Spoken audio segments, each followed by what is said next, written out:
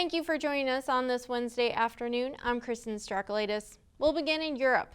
After Russia's invasion of Ukraine started late last month, wire harness factories in Ukraine shut down. That action has halted many assembly plants across the region. But now we're learning just how big the issue may be. Colin Langane, an auto analyst at Wells Fargo, says up to 15% of European auto production could be at risk. He says the closing of the wire harness factories may lower output by as much as 700,000 vehicles in the first and second quarter. However, Langane says that lost production could potentially be recouped later in the year. Ukraine has 17 wire harness factories, and while several companies plan to increase output outside of the country, those adjustments could take months. Yesterday, Volkswagen Group CEO Herbert Diess said if the automaker is unable to get supply of wire harnesses for more than 3 or 4 weeks, the automaker will have to revise its outlook.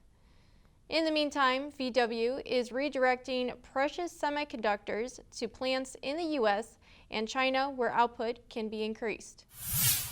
Turning stateside, Toyota's oldest U.S. manufacturing plant is getting an upgrade. The automaker is investing $27 million to increase production capacity at TABC in Long Beach, California. The factory supports the stamping and welding of parts for the Toyota Tacoma and other vehicles, as well as creating steering columns and catalytic converters.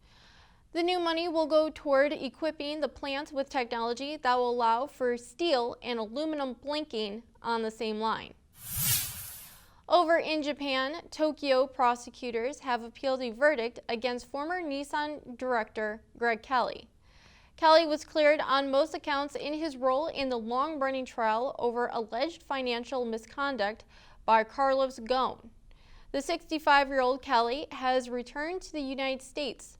Prosecutors previously said if the appeals court finds Kelly guilty on a wider scope of allegations, the American could be extradited back to Japan to serve prison time.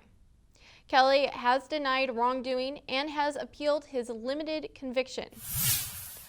Online used vehicle retailer Shift Technologies is acquiring the dealer listing marketplace assets of Fair Technologies. Shift is paying $15 million in cash and a 2.5% equity for the vehicle retailing platform. Shift wants to establish an online marketplace where dealers and independent sellers can list their vehicles alongside Shift's inventory. The company wants that marketplace ready to roll out in the second quarter. And we will finish with some products. Infiniti will debut a new two-row crossover in 2025. It will be based on the same platform as the brand's volume model, the midsize QX60. The Japanese premium automaker revealed plans for the new crossover at its Make meeting last week at NADA. That is our time for now. For news 24/7, stay locked to AUTONEWS.com. Have a wonderful afternoon.